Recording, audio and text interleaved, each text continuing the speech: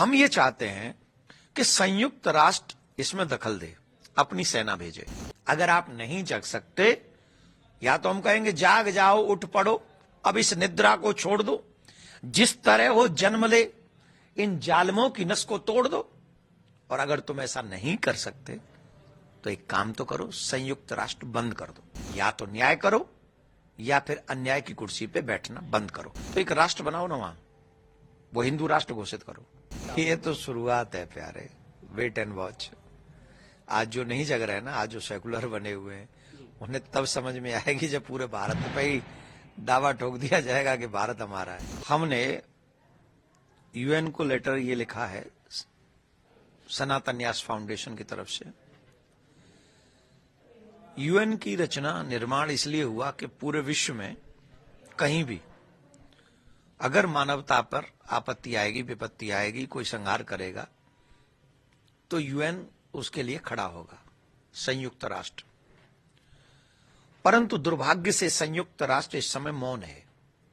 बांग्लादेश में क्या नहीं हो रहा है? बांग्लादेश में चिन्मय दास प्रभु के वकीलों को, एक को नहीं दो वकीलों को मारा गया, पीटा गया, इतने बुरे तरीके से पीटा गया कि वो आईसी रूम में पड़े हुए हैं, बचे बचे ना बचे। इस तरीके से तो ये कट्टरपंथी उनकी सुनवाई नहीं होने देंगे, और अगर उनकी सुनवाई नहीं होने देंगे तो इसका मतलब आजीवन वो जेल में रहेंगे।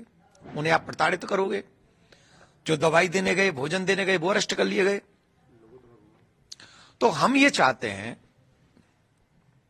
कि संयुक्त राष्ट्र इसमें दखल दे, अपनी सेना भेजे। जो वहां बहन बेटियों पे अत्याचार हो रहा है, घर जलाए जा रहे हैं, बिजनेस जलाए जा रहे हैं, लोग मारे जा रहे हैं। अब बताइए इससे बड़ा दुर्भाग्य क्या होगा? वहां भगवा वस्त्र नहीं पहनोगे आप, वहां तिलक नहीं लगा सकते आप, वहां कंठी नहीं पहन सकते आप, वो हिंदुत्व का कोई चिन्ह आपके जीव शरीर पे नहीं होना चाहिए। इससे बुरा और क्या होगा? और इससे बुरा होते हुए हम संयुक्त राष्ट्र क्या देखना चाहता है? बहन बेटियों की चीख पुकार आपको नहीं सुनाई पड़ रही? सनातन समाज के सारे चिन्ह मिटाए जा रहे हैं, वो आपको दिखाई नहीं पड़ रहे। मंदिर तोड़े जा रहे हैं, 200 मंदिरों पे हमला हो चुका है, आपको दिखाई नहीं पड़ रहा है। तो आप कब जगेंगे? अगर आप नहीं जग सकते, या तो हम कहेंगे जाग जाओ, उठ पड़ो, अब इस निद्रा को छोड़ दो, जिस तरह हो जन्म ले, इन जालमों की नस को तोड़ दो। और अगर तुम ऐसा नहीं कर सकते तो एक काम तो करो, संयुक्त राष्ट्र बंद कर दो। या तो न्याय करो या फिर अन्याय की कुर्सी पे बैठना बंद करो। तो हमने लेटर लिखा है, आशा है कि संयुक्त राष्ट्र के जो प्रमुख हैं उन्हीं को संबोधित किया है। आशा करते हैं कि वो लेटर पढ़ेंगे, इसका रिप्लाई करेंगे, और रिप्लाई हमें करें न करें, लेकिन भारत के भारतीयों को, सनातनियों को, बांग्लादेश में जो हिंदू हैं उनको बचाने का और उनको न्याय दिलाने का काम अवश्य करें। ममता बनर्जी ने कहा है कि जो भी वहाँ पे हिंदू हैं बांग्लादेश में, उनको हम अपने यहाँ शिफ्ट कर सकते हैं। उन्होंने ऐसा प्रस्ताव। यहां शिफ्ट करने से होगा क्या? हम तो कह रहे पूरे बांग्लादेश से हिंदू आ जाएं, लेकिन फिर जो हिंदुओं की कुर्बानी हुई है, उनकी जो जगह है, उनके जो बिजनेसेस हैं, उनके जो परिवार वहां बसे हुए हैं, सब छोड़ के आ जाए पाकिस्तान की तरह, सब छोड़ के आ जाए अफगानिस्तान की तरह। अरे हम तो कह रहे हैं भारत के नेताओं को एक मांग करनी चाहिए, सभी को, हर पार्टी को एक साथ, संयुक्त राष्ट्र से। भारत की बिना कुर्बानी के बांग्लादेश नहीं बना है, हमारे भी सैनिक लड़े हैं, हिंदुओं ने जाने दी है। तो अगर तुम नहीं रहना चाहते हमारे साथ, तो एक राष्ट्र बनाओ ना वहां, वो हिंदू राष्ट्र घोषित करो। चाहे जितना भी जगह पार्ट हमको देना आप दो, और हिंदुओं को अलग करो, मुसलमानों को अलग करो, तुम अपना रहो, तुम अपना रहो। यही ना न्याय होगा। ये थोड़ी न्याय है कि तुम वहां से छोड़ के आ जाओ। नहीं, उनको हक मिलना चाहिए, और इसके लिए आवाज चाहे भारत से उठे, यूएन से उठे, इंग्लैंड से उठे, जो न्याय चाहते हैं उनको ये बात कहनी चाहिए कि बांग्लादेश में हिंदू राष्ट्र बनना चाहिए और हिंदू सुरक्षित होने चाहिए। अभी हम एक बात कहना चाह रहे हैं, वो अभी हम नहीं कहना नहीं चाह रहे, मतलब कहना तो चाहते हैं, पर अभी हम इसलिए मौन है कि शायद कुछ न्याय हो जाए, कुछ नहीं हो जाए, कि कुछ तो ऐसा हो जिससे हमें बोलना ना पड़े। अदरवाइज भारत में जो बांग्लादेशी रह रहे हैं, उनके अगेंस्ट भी भारतीय समाज को कड़े स्टेप उठाने पड़ सकते हैं। तो इस बात से भी डरे बांग्लादेश के। ऐसा नहीं कि सारे यहाँ आपके लोग यहां भी हैं।